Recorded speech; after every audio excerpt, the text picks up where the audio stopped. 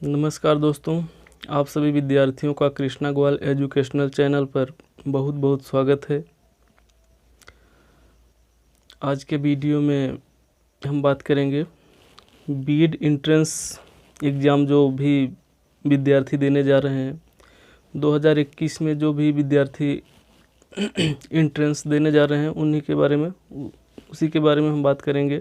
पहले सिलेबस देख लेते हैं, इसके बाद आगे बात करते हैं।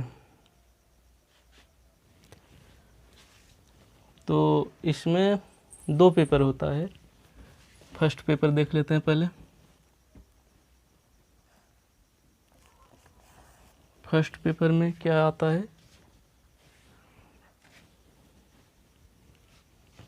फर्स्ट पेपर में जीके। फर्स्ट पेपर में 2 भाग होता है और सेकंड पेपर में भी 2 भाग होता है। तो फर्स्ट पेपर में जो 2 भाग होता है उसका पहला भाग होता है जीके, जो कि 50 क्वेश्चन रहता है। 50 क्वेश्चन रहता है और एक क्वेश्चन 2 नंबर का होता है। तो 50 क्वेश्चन का हो गया 100 नंबर। 50 क्वेश्चन का कितना हो गया? 100 नंबर। और दूसरा भाग इसका होता है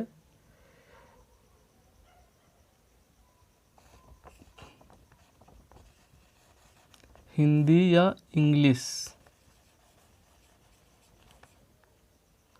हिंदी या इंग्लिश का मतलब जो भी विद्यार्थी हिंदी वाले हैं हिंदी का करेंगे, उसमें क्वेश्चन करते हैं। और जो विद्यार्थी इंग्लिश जिसका अच्छा है, इंग्लिश जो करना चाहते हैं वो इंग्लिश का करेंगे। तो ये भी 50 प्रश्न इसका भी आता है। इसमें से भी 50 प्रश्न का कितना? 100 नंबर हो गया। ये फर्स्ट पेपर रहता है। इसमें जीके 50 क्वेश्चन रहता है, जो कि 100 नंबर का। और हिंदी अथवा अंग्रेजी 50 क्वेश्चन, ये भी 100 नंबर का रहता है। अब सेकंड पेपर देख लेते हैं, इसमें क्या रहता है, सेकंड पेपर में क्या आता है। तो सेकंड पेपर देखेंगे। सेकंड पेपर में भी 2 भाग होते हैं। पहला भाग है जनरल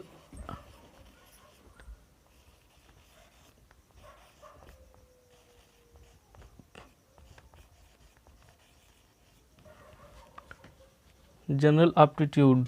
ये रहता है 50 प्रश्न, जो कि 100 नंबर का।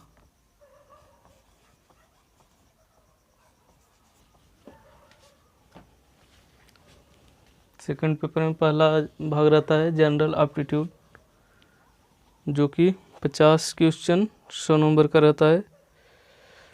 और दूसरा भाग रहता है सब्जेक्ट एबिलिटी। सब्जेक्ट एबिलिटी, ये भी 50 क्वेश्चन होता है और 100 नंबर का रहता है।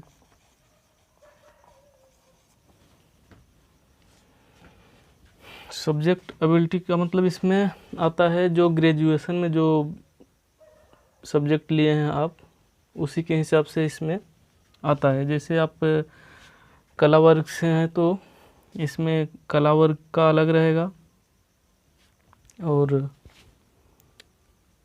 विज्ञान वर्ग का अलग रहेगा। एग्रीकल्चर यानी कृषि विज्ञान का अलग रहता है, और कॉमर्स का अलग आएगा। सबका अलग अलग ये वाला पेपर आता है। बीए जो किए हैं उनका अलग रहेगा, बीएससी सभी का अलग अलग आता है। तो जो लोग बीए करें उनका तो रहेगा कला वर्ग। तो यही पेपर बदला रहता है, और ये इसमें से हिंदी या इंग्लिश में से एक करना रहता है। तो यही है सिलेबस बीएड प्रवेश परीक्षा की। इसी के बारे में अध्ययन करना है तो इस चैनल पर आप लोगों को मिल जाएगा हिंदी विषय से संबंधित मतलब हिंदी का जो है हिंदी वाला भाग हम करवा देंगे। इसके बाद इसमें से जनरल एप्टीट्यूड मतलब इसमें रीजनिंग वगैरह जो है वो भी इस चैनल पर आप लोगों को मिल जाएगा। तो इस वीडियो में आज हम शुरू करते हैं हिंदी से शुरू करेंगे। तो चलिए देखते हैं।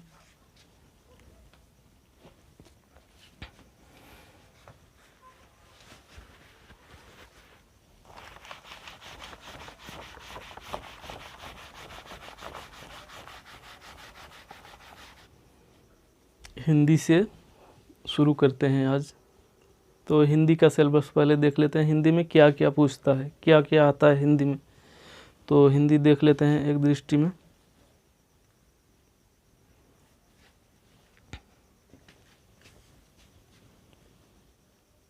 हिंदी में आता है संधि, समास, प्रत्यय, उपसर्ग,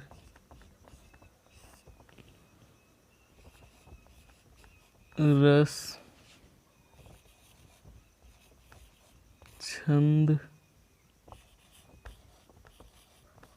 अलंकार और पर्यायवाची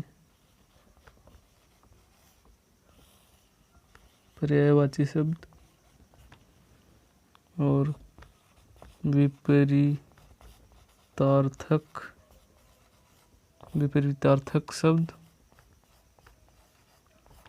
विपरीतार्थक शब्द और क्या आता है,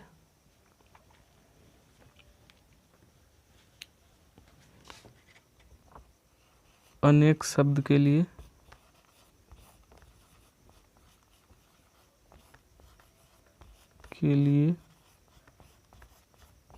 एक शब्द, ये भी करने के लिए आता है। और रिक्त स्थान भरने के लिए आता है,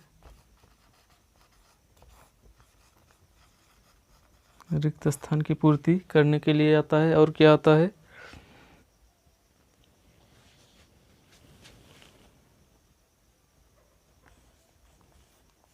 मुहावरे,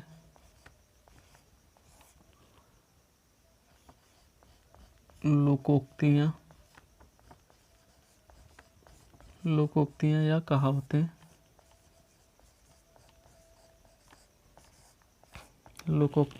कहावतें, और गद्यांश आता है इसमें,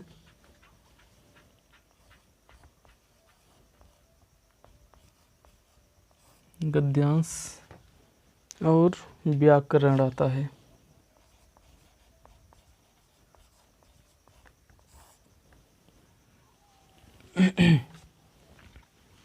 ये रहा सिलेबस जो हिंदी पूछता है प्रवेश परीक्षा में, बीएड प्रवेश परीक्षा में जो हिंदी से प्रश्न आते हैं इसी टॉपिक से पूछे जाते हैं। इन्हीं सब का अध्ययन हम बारी बारी से करेंगे। तो आज संधि से शुरू करते हैं। आज के वीडियो में हम संधि देखेंगे, इसके बाद अगले वीडियो में फिर आगे पढ़ेंगे और आप लोगों को रीजनिंग का भी हम करवाएंगे। लेकिन इस वीडियो में पहले हिंदी देखते हैं और संधि देख लेते हैं।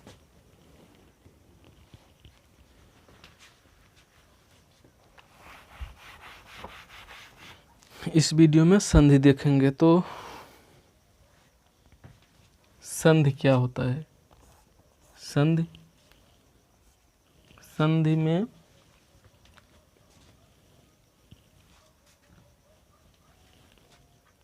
होता है दो समीपवर्ती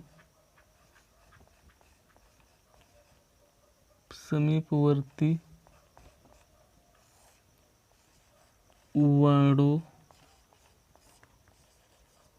के मेल से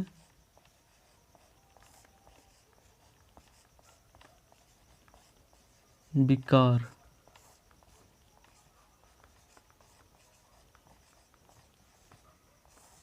दो समीपवर्ती वर्णों के मेल से विकार या परिवर्तन, विकार को ही परिवर्तन कहते हैं। जब कहने का मतलब संधि किसे कहते हैं? दो समीपवर्ती वर्णों के मेल से जब विकार यानी परिवर्तन होता है तो इसी को संधि कहा जाता है। दो समीपवर्ती वर्णों का मतलब इसमें दो शब्द रहते हैं जिसमें समीप के वर्ण होते हैं वही मिलते हैं, तो मिलने से परिवर्तन होता है और इसी को हम क्या कहते हैं? संधि कहते हैं। और विच्छेद किसे कहते हैं? विच्छेद में एक शब्द रहता है, एक शब्द को दो भागों में जब तोड़ देते हैं तो इसी को विच्छेद कहते हैं। तो संधि और विच्छेद समझे होंगे आप लोग, तो बारी बारी से संधि को देख लेते हैं। तो संधि को मुख्य रूप से तीन भागों में बांटा गया है। पहला है स्वर संधि, दूसरा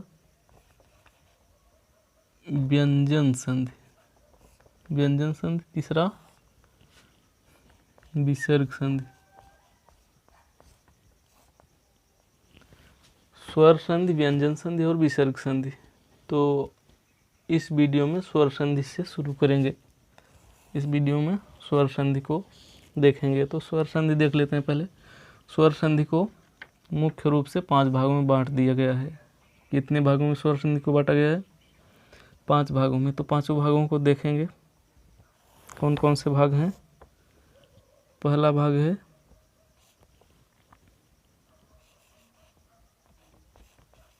दीर्घ स्वर संधि, दूसरा गुण स्वर संधि, तीसरा वृद्धि स्वर संधि, चौथा ईयण स्वर संधि और पांचवा अयादि स्वर संधि। स्वर संधि के 5 भाग हैं। कौन कौन से? दीर्घ, गुण, वृद्धि, ईयण, अयादि। तो इन्हीं पांचों का अध्ययन स्वर संधि में हमें करना है। तो आज हम दीर्घ संधि को अभी दीर्घ संधि को देखते हैं। तो चलिए दीर्घ को देख लेते हैं। तो पहले स्वर संधि को देख लेते हैं। स्वर संधि किसे कहते हैं जान लेते हैं पहले। तो संधि तो दो समीपवर्ती वर्णों के मेल से विकार जब होता है तो इसे संधि कहते हैं। और स्वर संधि किसे कहते हैं? स्वर संधि कहते हैं जब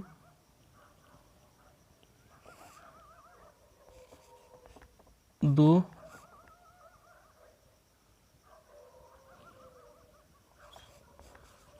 स्वरों के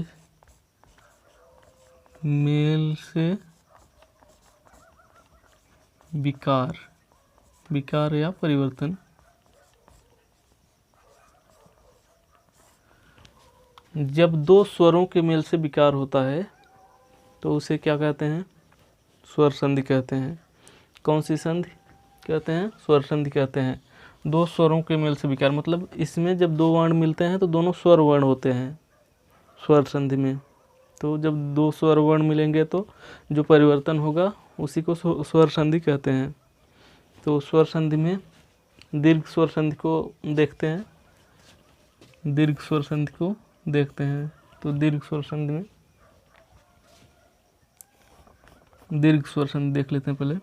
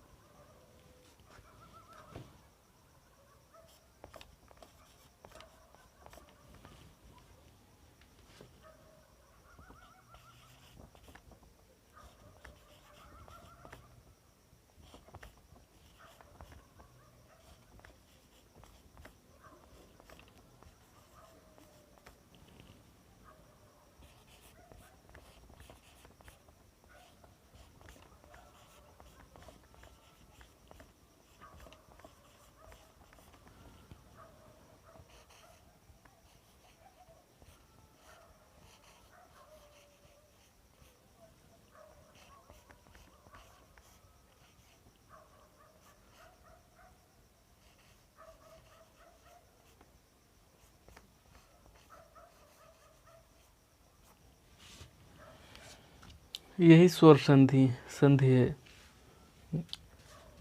अ या आ के बाद अ या आ आए तो दोनों के स्थान पर आ हो जाता है। अ या आ कोई भी वर्ण, दोनों में से कोई भी वर्ण होंगे, फिर अ या आ आएगा, दो में से कोई वर्ण दोनों में से, तो दोनों के स्थान पर आ हो जाता है। उदाहरण देख लेते हैं, जैसे पुस्तक, धन, आलय। तो पुस्तक क कहने का मतलब अ की मात्रा, इसमें क जब रहेगा तो अ की मात्रा है, क आ रहा है, तो अ प्लस आ यहाँ पे है, आलय में आ।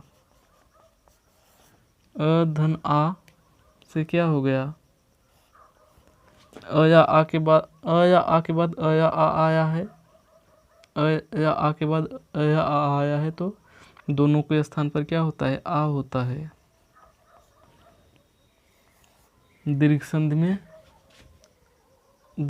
में जब दोनों वर्ण मिलते हैं तो हरदम दीर्घ बन जाता है, चाहे वो वर्ण दीर्घ हो चाहे ह्रस्व हो, उससे मतलब नहीं, लेकिन जब दोनों वर्ण मिलेंगे तो दीर्घ ही होगा। तो पुस्तक धन आलय बराबर हो जाएगा पुस्तकालय।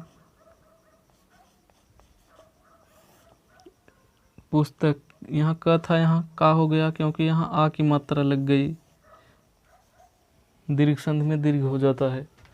और दूसरा उदाहरण देख लेते हैं। ई के बाद ई जब आता है तो बड़ी ई बन जाती है मात्रा। देख लेते हैं, जैसे जब ई या छोटी ई या बड़ी ई के बाद छोटी ई या बड़ी ई आता है तो दोनों के स्थान पर बड़ी ई होता है।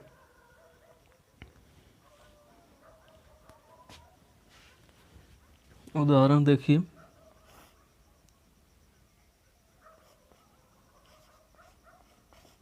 गिरि धन ईस। तो गिरी छोटी ई की मात्रा यहाँ है, कौन सी मात्रा है, छोटी ई की मात्रा है यहाँ, प्लस ए बड़ी ई है यहाँ पे, तो छोटी ई बड़ी ई से बड़ी ई बन गई। यहाँ छोटी ई हो चाहे बड़ी ई, यहाँ छोटी ई हो चाहे बड़ी ई, दोनों से मतलब नहीं होता है। अगर ई है तो यहाँ बड़ी ई होगी, हरदम यहाँ बड़ी ई होगी। अगर दोनों एक ही वर्ण है, जैसे ई दोनों है, यहाँ छोटी हो चाहे बड़ी उससे मतलब नहीं है, लेकिन यहाँ बड़ी बड़ी मात्रा बनेगी हरदम। दीर्घ में यही होता है। तो गिरि धन इस बराबर गिरीश। यहाँ बड़ी ई की मात्रा लग गई, ए वाली मात्रा, तो हो गया गिरीश।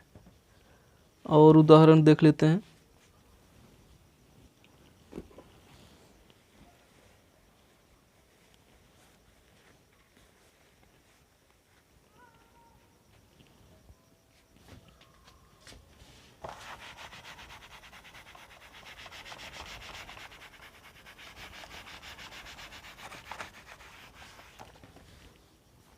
और उदाहरण देख लेते हैं। जब उ वर्ण के बाद उ वर्ण आता है तो दोनों के स्थान पर बड़ा उ वर्ण हो जाता है। चाहे दोनों वर्ण छोटे हों चाहे बड़े हों, इससे मतलब नहीं है, लेकिन दोनों एक ही वर्ण उ हैं, अगर चाहे बड़ा उ हो चाहे छोटा उ, उससे मतलब नहीं है। दो वर्ण अगर उ हैं तो दोनों मिलकर बड़ा उ हो, बड़ा उ की मात्रा बन जाएगी, बड़ा उ हो जाएगा। देख लीजिए, जैसे उदाहरण देख लेते हैं तब समझ जाएंगे।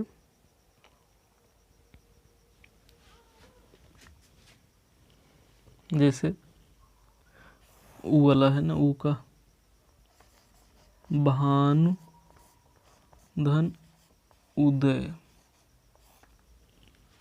भानु धन उदय, तो भानु में नु छोटी ऊ की मात्रा यहाँ है, प्लस उदय में छोटा ऊ है, दोनों छोटा ऊ है, दोनों उ छोटे ही वर्ण हैं, तो उससे मतलब नहीं है छोटे हो चाहे बड़े, लेकिन यहाँ बड़ा ही बनता है, पहले हम बता दिए हैं।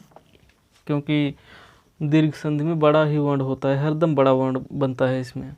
जब दो वर्ण मिलेंगे, एक समान वर्ण दोनों रहेंगे, तो बड़ा वर्ण बन जाएगा। चाहे यहाँ छोटा ऊ होता, यहाँ बड़ा ऊ होता, तब पर भी ये बड़ा, यहाँ बड़ा ही बनता। चाहे ये बड़ा होता और ये छोटा होता, तब पर भी ये बड़ा होता, बड़ा ही होता। ये कहने का मतलब यही बड़ा होता, बड़ा होगा।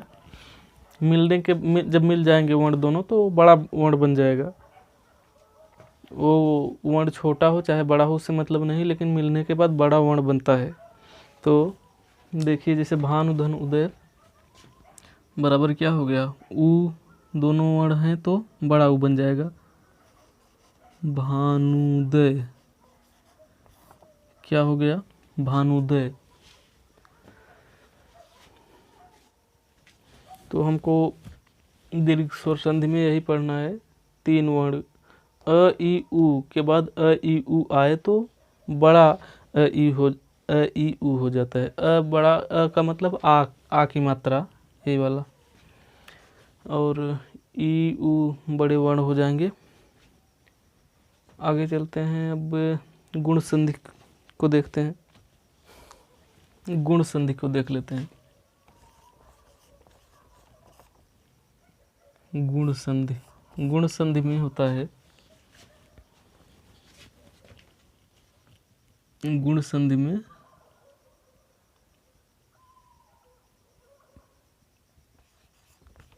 अ या आ के बाद, अ या आ के बाद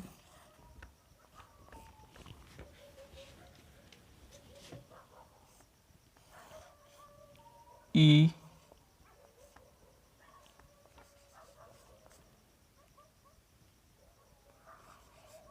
उ री आए तो ई के स्थान पर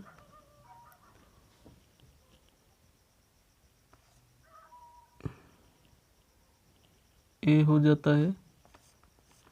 ई के स्थान पर ए, कहने का मतलब ए की मात्रा, ए वर्ण हो जाएगा, या तो फिर ए की मात्रा लग जाएगी वहाँ पे। अगर अ या आ के बाद ऊ आए तो क्या हो जाएगा,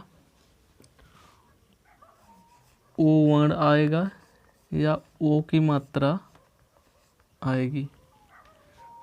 अगर अ या आ के बाद री वर्ण आता है तो अर हो जाता है।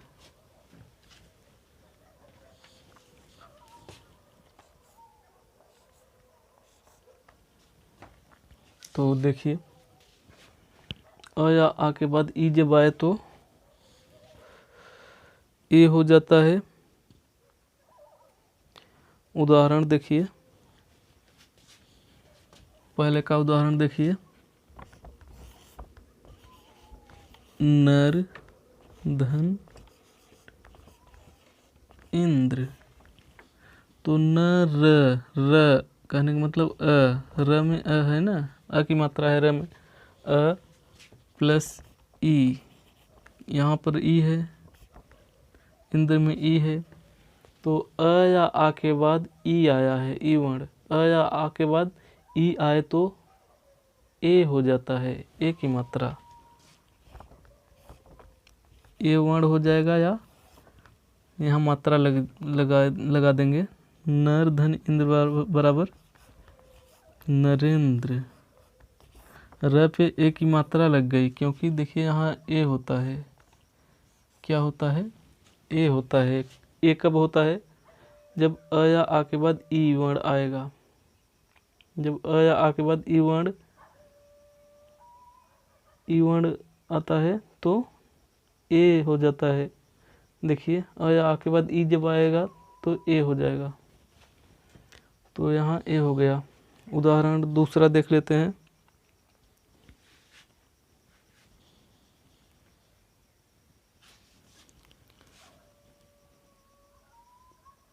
उदाहरण दूसरा, रमा धन ईश।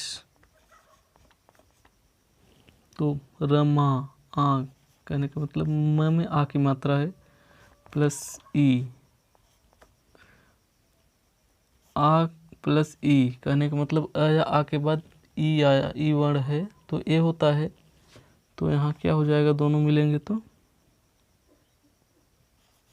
ए। तो रमा धन इस बराबर रमेश, क्योंकि ए आ प्लस ई बराबर ए होता है तो यहाँ ए हो गया है। रमाधन इस बराबर रमेश। और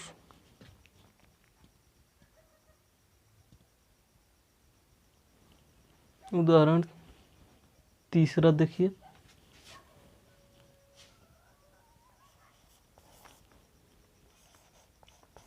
वीर धन उचित।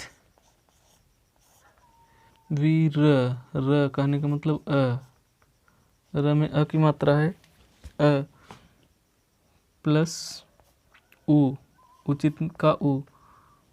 तो अ प्लस उ बराबर क्या होता है, अ या आ के बाद उ आया है तो क्या होता है, ओ होता है। ओ वर्ण या मात्रा, तो ओ होता है। तो मात्रा लगाएंगे तो क्या हो जाएगा, वीरोचित।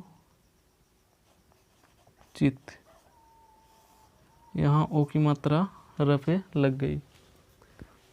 और एक उदाहरण और देख लेते हैं, ये वाला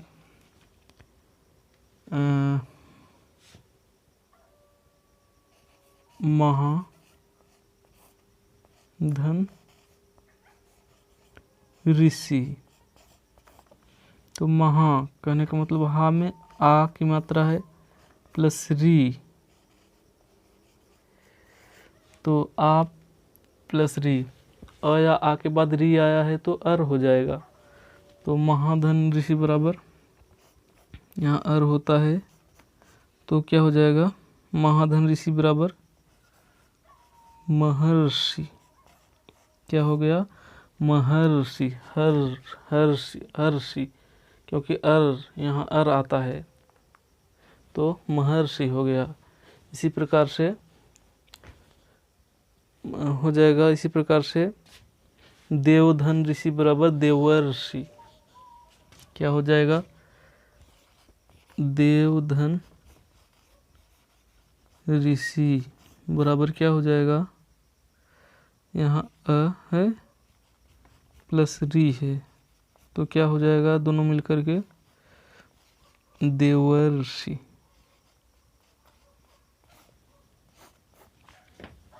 ए गुण संधि थी। अब इस वीडियो में इतना ही, नेक्स्ट वीडियो में इसके आगे से पढ़ेंगे।